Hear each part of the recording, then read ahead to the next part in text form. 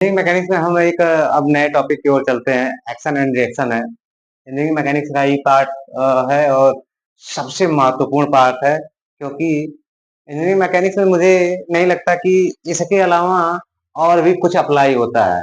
ठीक है, तो इंजीनियरिंग मैकेनिक्स में जब भी हम बात करेंगे एक्शन एंड रिएक्शन ही आएगा।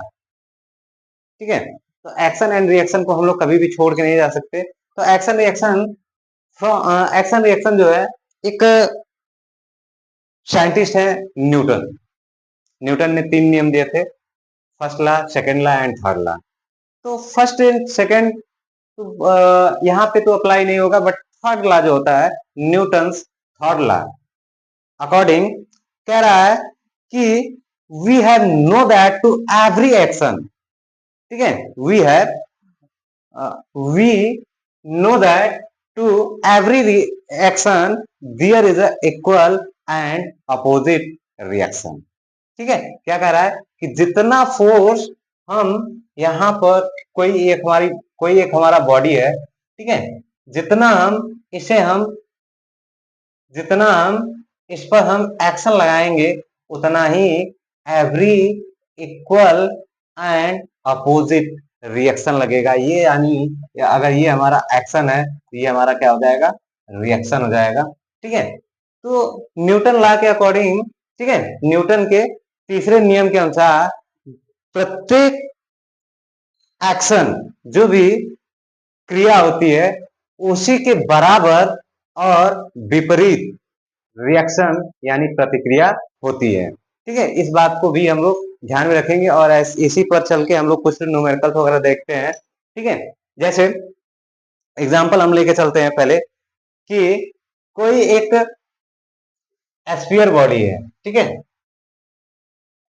कोई पहले कोई एक सरफेस है और सरफेस पे कोई एक बॉडी रखी हुई है। ठीक है, कोई एक बॉडी रखी हुई है। ठीक है, तो ये बॉडी का जो वेट है वो ऑलवेज क्या होगा, डाउनवर्ड होगा। ये तो ठीक है, यहाँ पे हम लोग इस बॉडी के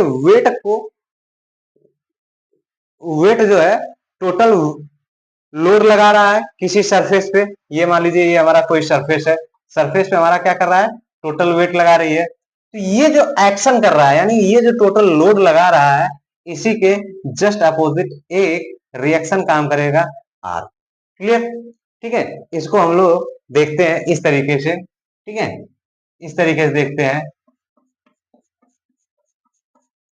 कि बॉडी ने हमारा वेट क्या लगाया, ऐसे लगाया। ठीक है, बॉडी ने वेट क्या लगाया, ऐसे लगाया, और इसका जस्ट अपोजिट और इक्वल एक रिएक्शन लगा, ये यानी ये हमारा क्या हो गया, एक्शन हो गया। ठीक है, और ये हमारा क्या हो गया, रिएक्शन हो गया। ठीक है, और इन दोनों के बीच में क्या है, एक इक्विलिब्रियम कंडीशन है, एक साम्यावस्था है, यानी दोनों आपस में बैलेंस किए हुए हैं।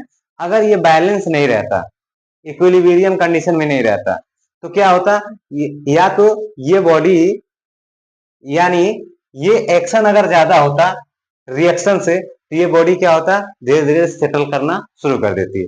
सपोज दैट अगर रिएक्शन ज्यादा होता, तो ये रिएक्शन ज्यादा होता, तो बॉडी को ये क्या करता, अपवर्ड या मूव करता, कहीं और करने की कोशिश कर देता।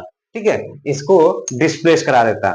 यानी जब कोई बॉडी किसी भी सरफेस पे रखी हुई है, ठीक है, और जब रखी हुई है, तो वो surface as a equilibrium condition में होता है, जब तक कि वो एक्शन और रिएक्शन दोनों फोर्स इक्वल हैं।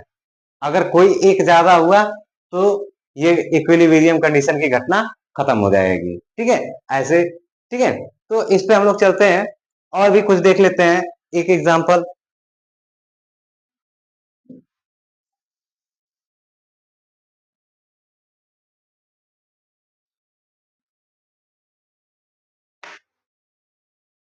और भी एग्जांपल हम लोग देख लेते हैं।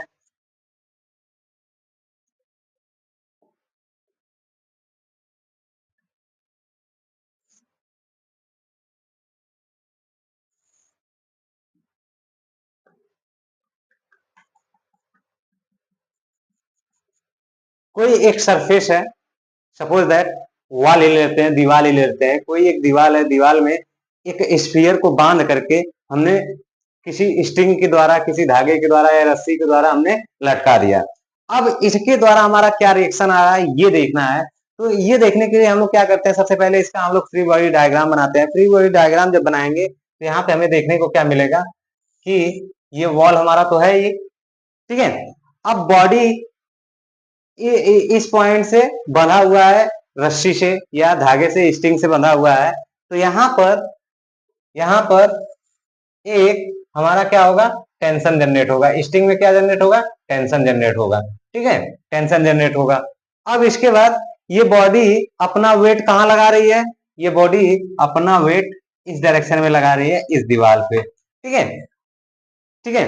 अब दीवार पे लगा रही है। अब इसके बाद इस दीवार पे इसने जितना एक्शन दिया है, दीवार भी उतना ही just equal and opposite reaction देगा। यानी ये हमारा एक्शन हो गया और ये हमारा क्या हो जाएगा, रिएक्शन हो जाएगा, ठीक है। तो इसी बात को समझना है। ये कह रहा है कि we know that the every action equal and opposite reaction, ठीक है। क्या कह रहा है कि वी नो दैट, हम जानते हैं कि every action is equal and opposite reaction, ठीक है। Hence reaction is always equal and opposite to the action. क्या है, जबकि, ठीक है, reaction is equal and opposite to the action. इस बात का भी हम लोग ध्यान देंगे, ठीक है। जितना भी होता है, जितना भी एक्शन होता है, उसी का जस्ट अपोजिट और इक्वल रिएक्शन होता है, या जितना भी रिएक्शन होता है उसी के इक्वल या अपोजिट एक्शन होता है, ठीक है, क्लियरली। अब हम लोग इस पे चलते हैं।